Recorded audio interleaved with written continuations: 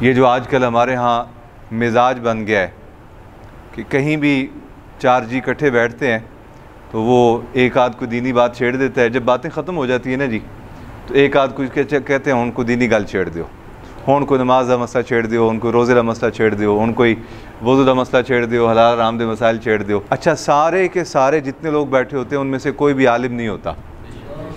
ये अफसोसनाक पहलू है। उनमें से कोई भी आलिम होना तो दूर की बात, कुरान मजीद ज़ेरों ज़बरों के साथ भी सही पढ़ना शायद ही किसी को आता हो। जितने लोग ऐसे थड़ेबाज बैठे होते हैं, एक मसला छेड़ता है, दूसरा उस पर बहस शुरू कर देता है, तीसरा उस पर राय देता है, चौथा उस पर राय देता है, बिल आखिर बात ख़त्म किस पे करते हैं? ए मौलवियों ने झगड़े ने जी सारे हाँ वल्लाह यकीन, इसी पे बात ख़त्म करते हैं। मौलवियों ने उलझा रखा है। भाई यहाँ जितनी बहस आपने की है उसमें से कोई एक भी मौलवी नहीं, कोई एक भी आलिम नहीं, और जिनको अल्लाह ताला इल्म का ख़जाना अता करता है तो उनकी तो बात ख़त्म हो जाती है। वैसे ही उनकी बहसें ख़त्म हो जाती हैं। वो तो 2 लफ्ज़ ही बात करते हैं और उनके 2 लफ्ज़ों के अंदर ही सारी की सारी कायनात समूई होती है। आज वो मेरा किसी ने वो पुराना रिकॉर्डिंग वायरल की है, पता नहीं इब्रार ने शायद, मैंने उसमें हुज़ूर ख्वाजा साहब सरकार रहमतुल्लाह अलैह, ख्वाजा अब्दुल लतीफ़ साहब रहमतुल्लाह अलैह का एक कौल बयान किया। आपने सुना है ना? आप क्या नसीहत फरमाया करते थे? फरमाया बेलियो वक्त पे नमाज पढ़ो, रिज़्क़ हलाल खाओ, हर वेले ना बोलते रहो, जो कोई पूछे तो उदो गल करो। अच्छा, जो बंदा नमाज वक़्त पे पढ़े, ज़िंदगी से परेशानियाँ ख़त्म, लुकमा हलाल खाए, औलाद फरमाबरदार, और कम बोले, किसी के पूछने पर जवाब दे, उलझाओ ख़त्म, बहस ख़त्म, झगड़े ख़त्म।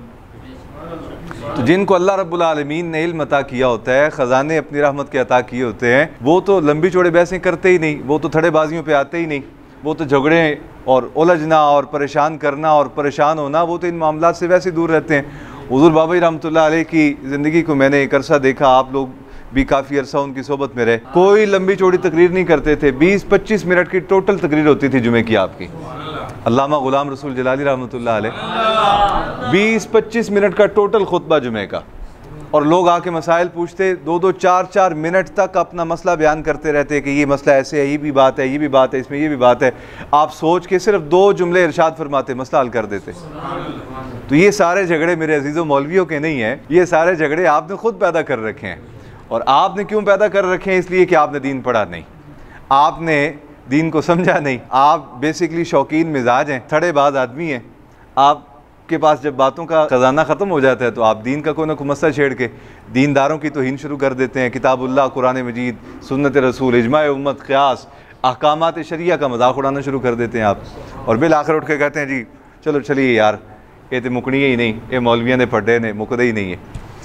तो किसी भी चीज़ को जायज़ नाजायज़ कहने के लिए, किसी भी चीज़ को हराम या हलाल कहने के लिए, और किसी भी चीज़ का हुक्म सादर करने के लिए जो इस्लाम में बुनियादी दलाइल हैं वो 4 हैं: किताबुल्लाह कुरान मजीद, सुन्नत रसूलुल्लाह सल्लल्लाहु अलैहि वसल्लम, इजमा उम्मत और क़ियास। कुरान मजीद की ये आयत मुक़द्दिसा देखें, इरशाद फरमाया या अय्युहल्लज़ीना आमनू अतीउल्लाह व अतीउर रसूल, ऐ ईमान वालो अल्लाह की इताअत करो, अतीउल्लाह अल्लाह की इताअत करो, व अतीउर रसूल और अल्लाह के रसूल की इताअत करो, व उलिल अम्र मिनकुम और तुम में से जो अमर वाले हैं, साहिब अमर हैं, उनकी इताअत करो। अब अमर वाले कौन हैं?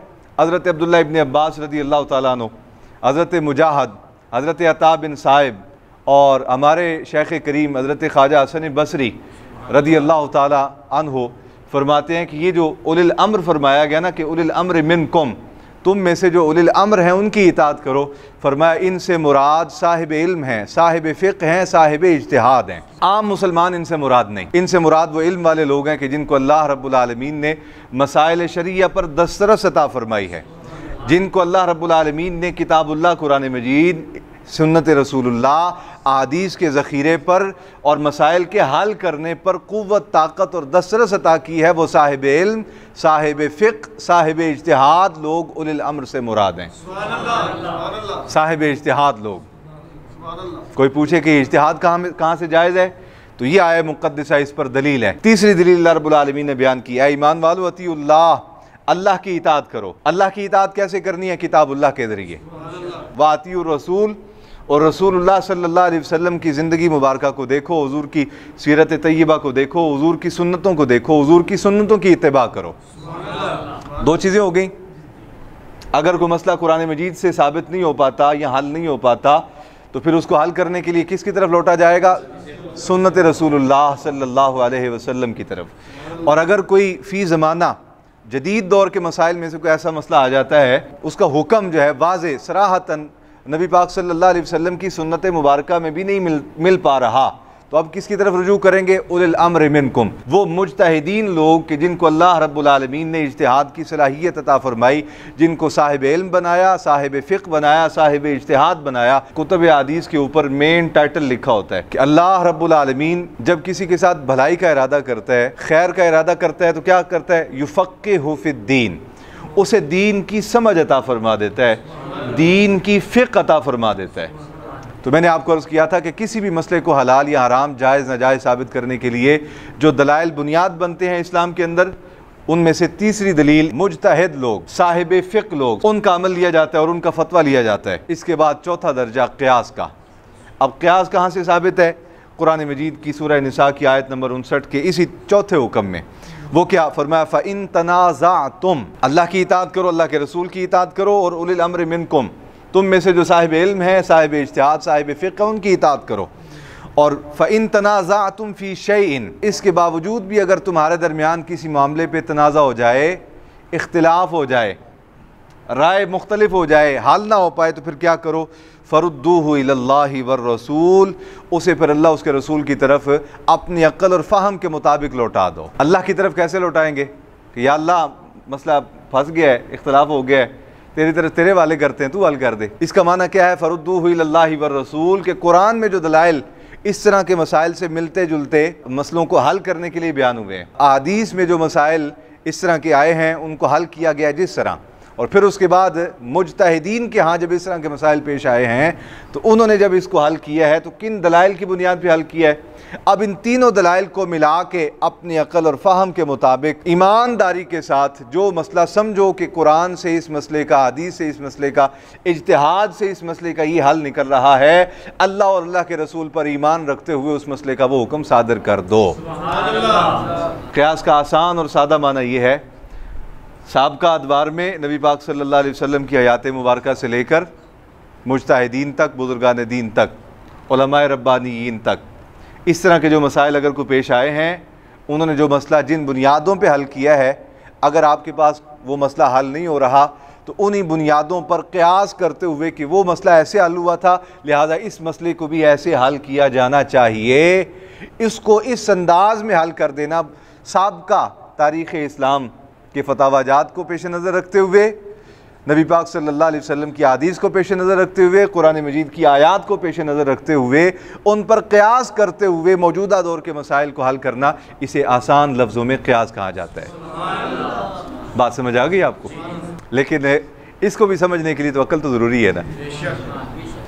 अक्ल होगी तो ये मसाइल भी समझ आएंगे ना। अगर कोई अक्ल ही ना हो किसी बंदे के पास, वो कहे नहीं मैं तो कुरान से बर्गर दिखाओगे तो फिर ही मानूंगा, कुरान से पिज़्ज़ा दिखाओगे तो फिर ही मानूंगा।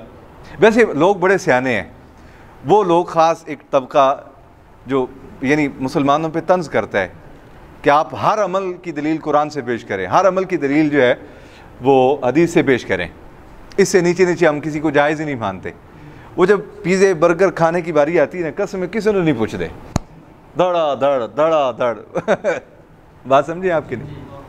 अल-अक़िल तकफ़ील इशारा, अक्लमंद के लिए इशारा काफ़ी होता है। यानी हमसे कहते हैं कि नमाज जुमा के बाद दुरूद सलाम पढ़ रहे हैं तो बताएं कुरान में कहाँ आया है, हदीस में कहाँ आया है? तो नबी पाक सल्लल्लाहु अलैहि वसल्लम पर दुरूद पढ़ने पे आपको दलील चाहिए कुरान और हदीस से। ये जदीद दौर की जो चीज़ें हैं जो उस ज़माने में नहीं थी, इनको करने के लिए आपको कोई दलील दरकार नहीं है, बल्कि जो बंदा कहे ना जी इस पर दलील दे कुरान से, कहते हैं चुप कर, भूख लगी हुई खा तो लैंड देना पहले। इसका मतलब है कि ये सारा, हाँ हुज़ूर ने फरमाया ये जहन्नम नहीं भरती इस जहन्नम को भरने के लिए सिर्फ कब्र की मिट्टी, ऐसा तले तले नहीं भरती। ये सारे झगड़े इसीलिए डाल रखे हैं।